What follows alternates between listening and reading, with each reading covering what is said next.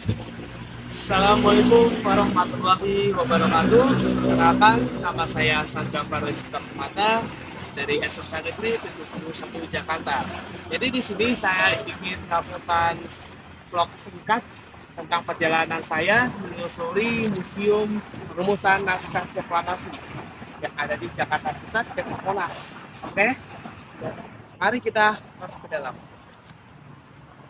Oke, kita di sini sudah berada di dalam Museum Rumusan Naskah Proklamasi. Oke, jadi di sini saya sedang berada di ruangan tentang tempat perumusannya ya. Di sini juga ada apa kayak informasi tentang bagaimana sih perumusan naskah proklamasi itu berjalan. Di sini menjelaskan bahwa menjelang dini hari sekitar pukul 3 waktu Indonesia Barat, tanggal 17 Agustus 1945, Bung Karno, Bung Hatta, dan Muhammad Subarjo masuk ke ruang makan. Mereka duduk menghidang meja, menetapkan Bung Karno. Nah, di sini kita telah memberitahu bagaimana sih sebenarnya proklamasi itu dibuat atau dibuatkan ya. Di sini juga ada video di mana Bung Hatta, Bung Karno, dan Ahmad Subarjo sedang duduk di meja makan. Oke. Nah, oke, di sini juga ada tentang pertemuan dengan Maida. Nah, ini pada tanggal 16 Agustus 1945, Bung Karno, Bung Hatta, dan Ahmad Subarjo mendatangi Laksamana Muda Tadashi Maida di kediamannya sekitar pukul 22 WIB sepulang dari Rengas Dengklok ya. Di sini Maida memberikan pesan bahwa pesan Guen Seikan, pemerintah militer Jepang kepada rombongan yang pulang dari Rengas Dengklok akan menemuinya. Nah, di sini kayak ngejelasin ya, pihak Jepang itu tidak dapat membantu kan telah sepakat dengan pihak sekutu yang mempertahankan status quo di Indonesia. Dia juga melarang adanya rapat yang dilangsungkan di rumah Maeda. Oke, ini jadi tentang pertemuannya dengan Maeda oleh Bung Karno, Bung Hatta, dan Ahmad Subarjo. Oke, kita balik lagi ke tempat perumusan naskah proklamasi. Di sini juga ada contoh teks proklamasi ya, dengan penulisan masih huruf sambung. Oke.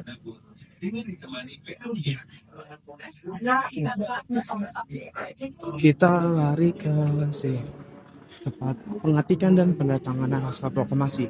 Jadi setelah konsep naskah proklamasi yang disusun oleh Bung Karno, Bung Hatta, dan Ahmad Subarjo disetujui oleh hadirin, Bung Karno meminta agar Sayuti Melik mengetik naskah proklamasi tersebut.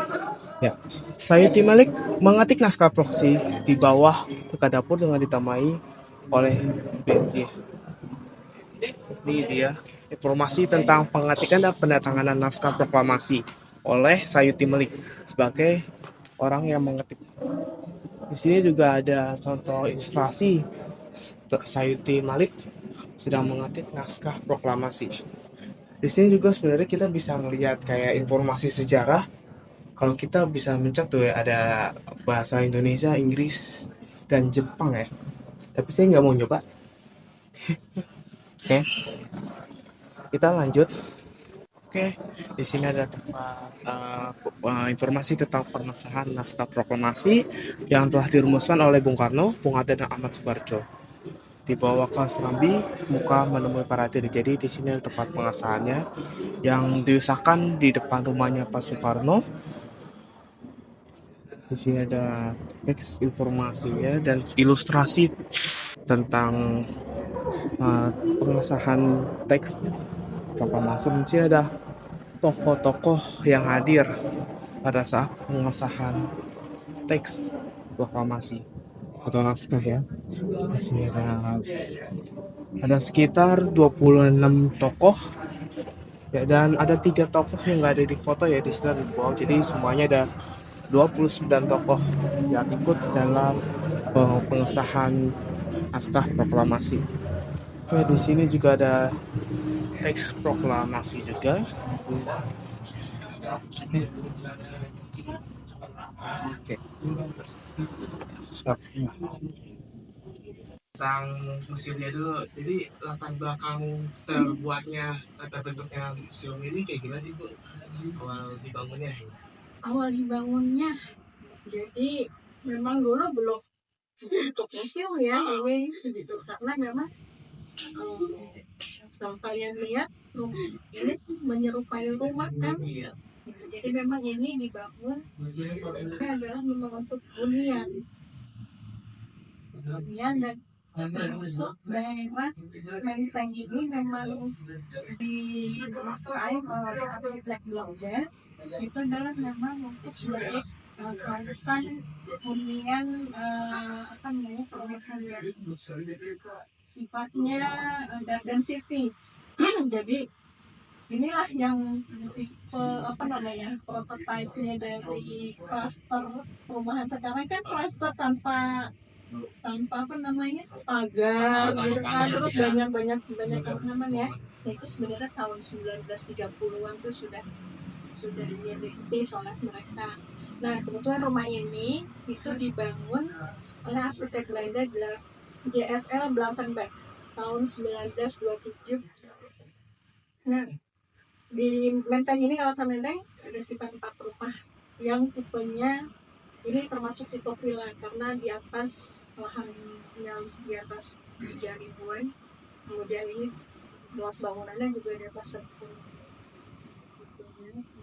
Jadi dan ini memang sebenarnya waktu itu adalah kepemilikan PT Asuransi Jiwa Seraya tapi yang zaman Belanda, namanya apalah saya salah susahkan ya, nggak apa namanya. Jadi tapi sebenarnya kalau di bahasa Indonesia kan itu adalah Asuransi Jiwa Seraya. Itu kemudian tahun 1930 kata dia 1 sampai 1981 ini disewakan oleh asuransi jiwa itu tadi, asuransi jiwa saya itu sebagai kayak konsulat jenderal Inggris, jadi semacam kedutaan besar. Jadi sewa gitu. Ya, bisa memberikan. Kemudian tahun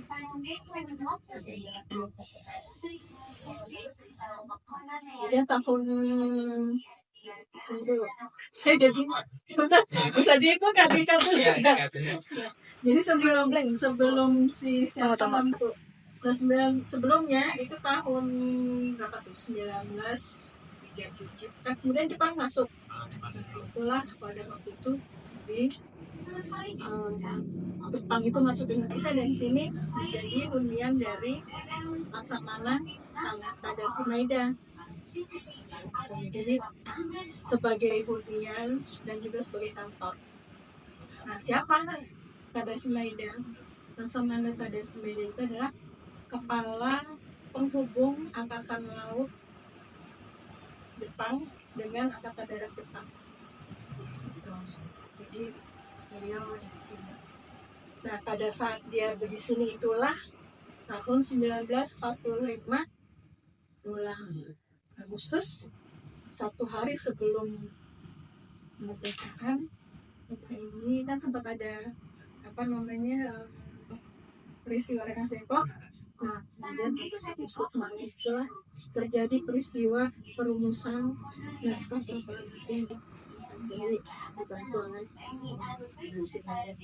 tahun 61, kemudian kan kalah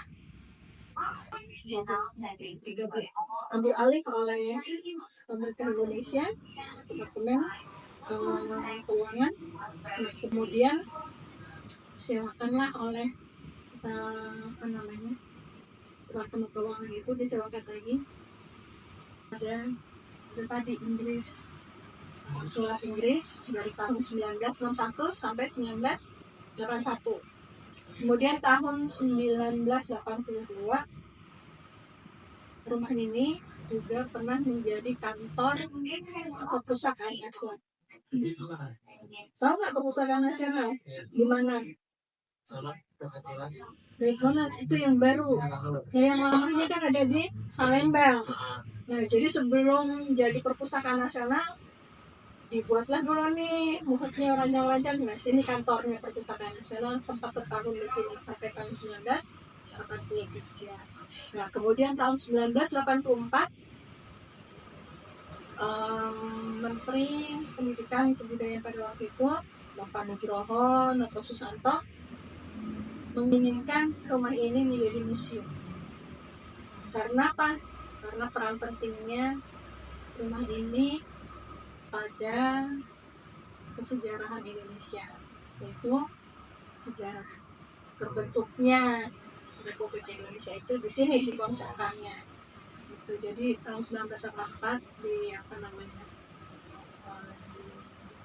Ini kan ya, kemudian tahun 1992 tepatnya tanggal 24 November ditetapkan sebagai Museum Perumusan Naskah Proklamasi.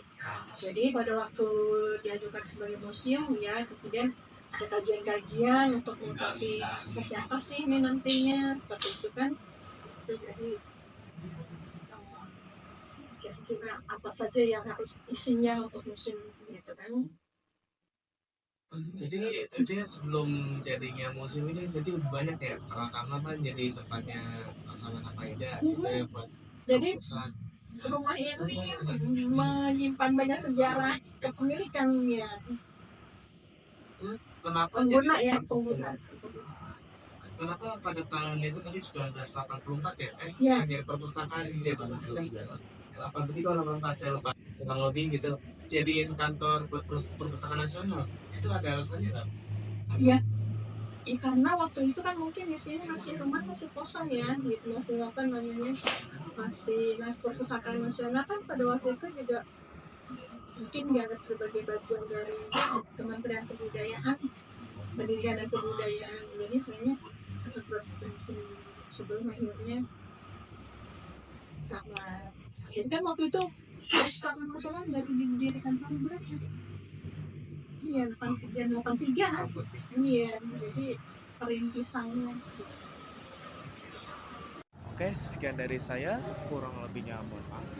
Oke, kita akhiri perjumpaan kita dalam meneliti atau kita mendatangi Museum Perumusan Naskah Proklamasi. Oke, Assalamualaikum warahmatullahi wabarakatuh.